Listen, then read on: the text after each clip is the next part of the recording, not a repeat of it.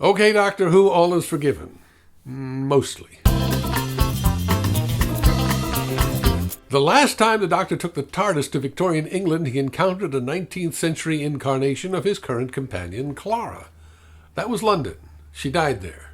Well, we're back in Victorian England, but this time not London, but Yorkshire, 1893. Strange doings in a mill, odd, gruesome deaths, corpses pulled from canals, their faces contorted in horror, their skin a bright crimson. Hence the title of the episode, The Crimson Horror. The Doctor and Clara, not even present in the story yet. Oh, look, it's Mrs. Peel, old. Diana Rigg playing Mrs. Gillyflower, a creepy evangelist industrialist played with verve and sly humor. Rigg's actual real-life daughter, Rachel Sterling, plays Mrs. Gillyflower's daughter, Ada. Good year for Rigg. She's also playing the Queen of Thrones in Game of Thorns, or something like that.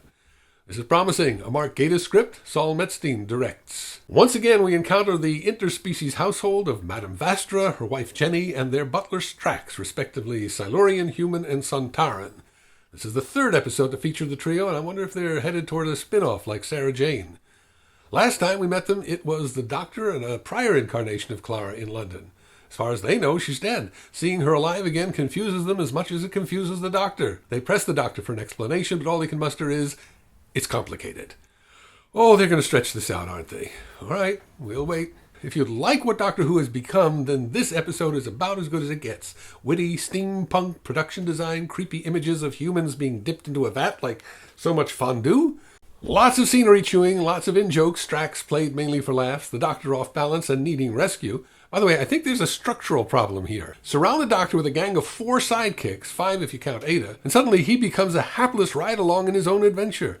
Clara in action trumps the sonic screwdriver. Jenny's martial arts prowess thwarts the gorgeous henchman. Madame Vastra identifies the nature of the threat. Clara it is who figures out how Madame Gillyflower plans to rain death upon the world. Strax is the one who thwarts it.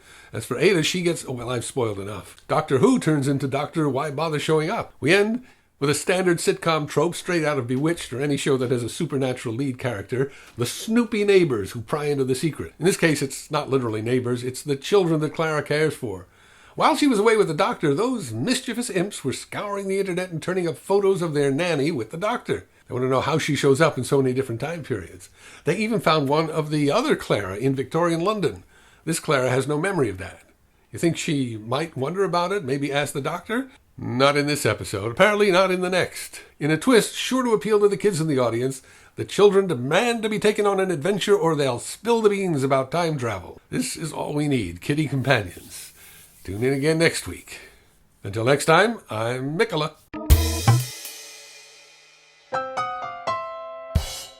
DVD extras. In a post-Sherlock world, and after all, Mark Gatiss and Stephen Moffat are responsible for plucking Sherlock out of his Victorian milieu and plopping him down in contemporary London.